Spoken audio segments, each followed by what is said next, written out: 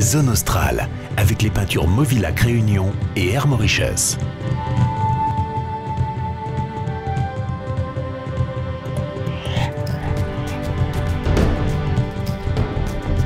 Pour cette nouvelle série de reportages, Zone Australe vous emmène en Afrique du Sud pour découvrir l'après-apartheid, ce qu'on appelle aujourd'hui la nation arc-en-ciel.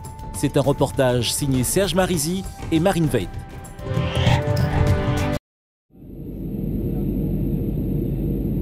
À 3 heures de vol de La Réunion, Johannesburg a des airs de New York. La capitale économique de l'Afrique du Sud est aussi la capitale du continent. 350 des 500 plus grandes entreprises africaines y sont domiciliées et 25% de la richesse de l'Afrique y est produite. La ville est à l'image du pays, une terre de contraste, à la diversité singulière et aux richesses immenses.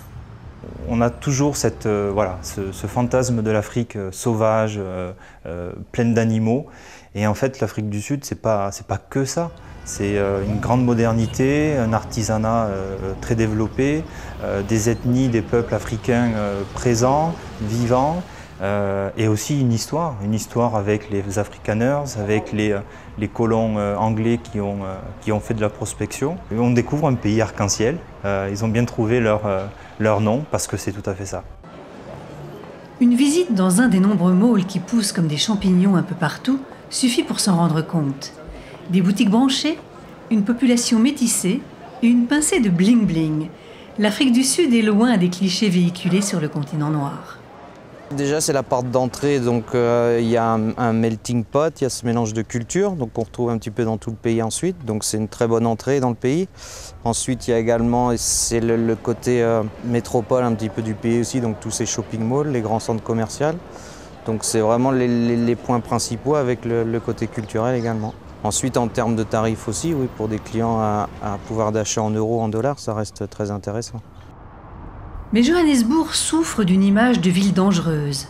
Une réputation due à un incroyable écart qui sépare les plus riches des plus pauvres. Ces inégalités sont issues du système de l'apartheid, une politique de développement séparée qui parquait les travailleurs noirs dans des townships en périphérie des villes. Soweto est le plus connu. Il abrite la seule rue au monde qui a connu 2 prix Nobel, Desmond Tutu et Nelson Mandela, les tombeurs de l'apartheid. Un peu plus loin, le musée de Soweto expose les photos saisissantes du 16 juin 1976.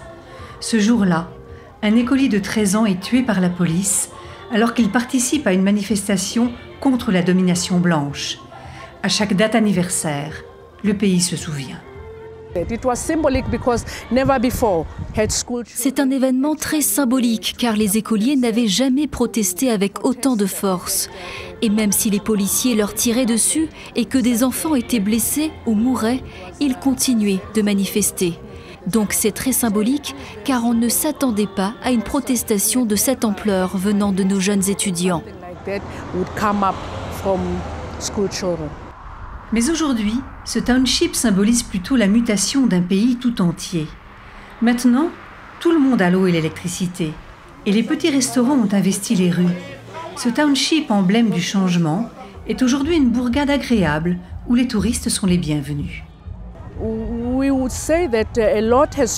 Aujourd'hui, beaucoup de choses ont changé ici. Soweto a beaucoup changé. Mais bien sûr, il y a encore des défis à relever. La démocratie que nous avons aujourd'hui nous a apporté beaucoup de positifs, mais en même temps, il ne faut pas oublier ces aspects négatifs. Nous avons des inégalités extrêmes. Aujourd'hui, beaucoup de personnes n'ont encore vraiment rien. Mais si l'on compare Soweto aux autres townships noirs qui existent toujours à travers l'Afrique du Sud, on se rend compte qu'il a le plus profité du changement. Car si la page de l'apartheid est définitivement tournée, le pays tente tant bien que mal d'intégrer toutes les composantes de sa population. À Hoedspruit, dans la plus grande plantation de mangue du pays, Maïlé est devenu manager de zone, une fonction à responsabilité qu'il n'aurait jamais pu occuper avant l'avènement de la démocratie en 1994, surtout dans cette région traditionnellement blanche. Aujourd'hui, le Black Empowerment Economy, une politique de discrimination positive, favorise l'embauche de citoyens noirs. Je supervise et dirige le travail de plusieurs centaines d'employés sur une très grande surface maraîchère. Nous récoltons sur des dizaines d'hectares des mangues, pamplemousses, oranges et autres fruits. Je m'occupe également dans l'usine de production des différents produits destinés à la vente, pour le marché sud-africain et également pour l'exportation. J'ai commencé en bas de l'échelle et petit à petit, j'ai gravi tous les échelons, jusqu'à devenir manager de production. Mais je ne veux pas m'arrêter là, je veux devenir un de ces grands patrons.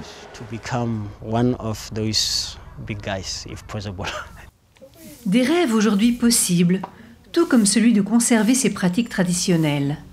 Les coutumes africaines ancestrales ont aussi leur place dans l'Afrique du Sud moderne. À Changana, le village traditionnel a été transformé en lieu de découverte pour les touristes. Le chef reçoit paré d'une peau de léopard qu'il a lui-même tuée. Il a 77 ans, 4 épouses et estime toujours la richesse d'une personne à la taille de son cheptel.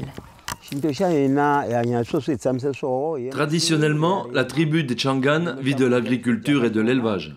Nous cultivons du maïs, des patates douces et des légumes. Nous élevons des chèvres et des volailles pour la viande. Notre richesse est évaluée en fonction de notre cheptel. Entre ultramodernité et tradition, richesses extrêmes et pauvreté endémique, l'Afrique du Sud est une terre de contraste. Un pays fascinant, qui aujourd'hui ouvre grand les bras aux étrangers qui viennent à sa rencontre. La semaine prochaine, avec Zone Australe, nous poursuivrons notre voyage en Afrique du Sud sur les traces des félins dans de somptueuses réserves privées.